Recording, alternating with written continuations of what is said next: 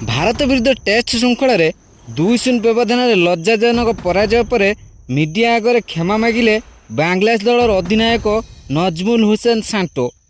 भारत विरुद्ध टेस्ट श्रृंखला पूर्व बांग्लादेश दलर अधिनायक सांटो मीडिया आगे भारत को 2-0 व्यवधान परास्त करें जहाँ सेमाने चलित श्रृंखल कर बरं श्रृंखल निजर इज्जत बंचाई पारि नथिले। तेबे श्रृंखला हारिबा परे सांबादिक सम्मेलन में सांटो निज भूल मानिबा सह भारतीय दल को हराई बोली देइथिबा मंतव्य को नहीं क्षमा मागिछंती एवं भारतीय दल को नहीं एक बहुत बड़ बयान देइछंती। तेबे सांटो भारतीय दल को क्षमा मागिबा सह भारतीय दल को नहीं देइथिबा बयान कौन जानिबा ए वीडियो रे। किंतु या पूर्व जदि आपण भारतीय दल को हृदय भल पाउथिबे ताहले दयाकरी वीडियो को लाइक कर दियंतु एवं रोहित शर्मा एवं महेंद्र सिंह धोनी मध्य आपण काहाकू सफल अधिनायक बोली भावुचंती दयाकरी निजर मूल्यवान मतामत कमेंट कर जणातु। तेबे आसंतु जानिबा संपूर्ण खबर। दर्शक बंधु आपण को कहि रखुचु जे बांग्लादेश दलर अधिनायक सांटो भारतीय दल विरुद्ध टेस्ट श्रृंखला पूर्व भारत को 2-0 व्यवधान परास्त करिउ बोली मीडिया सामने चैलेंज करी कहिथिले। जहाँ पर भारतीय दलर अधिनायक रोहित शर्मा यार उत्तर रखी भारत को सबु दल हराइबार इच्छा रखि थांती बोली कहिथिले।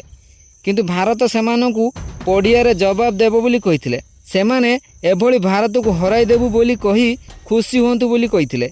किंतु जेतेबेले बांग्लादेश भारत विरुद्ध श्रृंखला खेलिथिला भारत विरुद्ध बैटिंग बॉलिंग किंबा फील्डिंग केउ विभाग मध्य भारत ठारू आगकू जाई पारि नथिला एवं भारत ठारू 2-0 व्यवधान लज्जाजनक पराजय ग्रहण करथिला।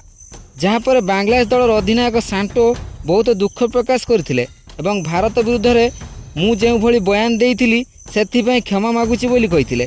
मैच पर गतकाली सांबादिक सम्मेलन रे मत दे अधिनायक सांटो कहिथिले भारत वर्तमान जेउ भली खेल प्रदर्शन करुची तांको हराइबा अत्यंत कष्टकर। कानपुर टेस्ट रे 2 दिन वर्षा पाई धोई देइतिला परे मध्य भारत जेउ भली खेल प्रदर्शन करिथिला ताहा देखि आमे आश्चर्य हो जाइथिलु। भारत उभय बैटिंग बॉलिंग एवं फील्डिंग रे आमको पछरे पकाई देथिला। मैच रे भारतीय बॉलर माने जेउ भली बॉलिंग करथिले सेमानकर फील्डिंग मध्य उच्च कोटीर थिला। रोहित सिराज आश्चर्य प्रकार कैच धरथिले जहाँ देखि आमे ताज्जुब होइथिलु। भारत सतरे बहुत मजबूत दल। भारत को भारत रे हराइबा बहुत कष्टकर। आमे पाकिस्तान को पाकिस्तान हराइबा परे बहुत आशावादी थिलु कि भारत को मध्य भारत रे अति सहज हराई देबु बोली। आमर सबु खेलाड़ी मध्य भारत विरुद्ध श्रृंखला विजय होगा आशा बांधि रखिथिले किंतु ताहा आमर भूल थिला। आमे जानि नथिलु भारत आम विरुद्ध एभली खेल प्रदर्शन करियो बोली। प्रथम टेस्ट मैच रे आमे जेतेबेले भारतर 4-5 विकेट जल्दी नहीं जाइथिलु आमको लागिथिला कि आमे भारत को हराइबा बोली भाबुथिबा कथा सत्य हेबो बोली। किंतु रविचंद्रन अश्विनी एवं रवींद्र जाडेजा आम योजना विफल कर देथिले। दुहे शतकीय पार्टनरशिप करने सह बोलिंग रे मध्य विकेट नहीं आमको बैकफुट को ठेली देथिले। द्वितीय टेस्ट मैच रे जेतेबेले वर्षा होई 2 दिन खेल धोई होइला सेतेबेले आमे भाबिथिलु एई मैच ड्रॉ होई जिवो बोली।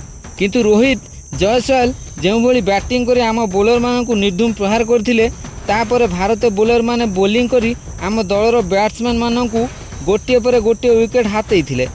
आम दल आउ मैच को फेरी पारि नथिला। तेबे मु मो मंतव्य पई भारतीय दल को क्षमा मागुची। तेबे दर्शक बंधु आपणक मतरे भारत एथरर विश्व टेस्ट चैंपियनशिप रो फाइनल को कोन उन्नीत होई परिबो निजर मूल्यवान मतामत दयाकरी कमेंट करी जणातु।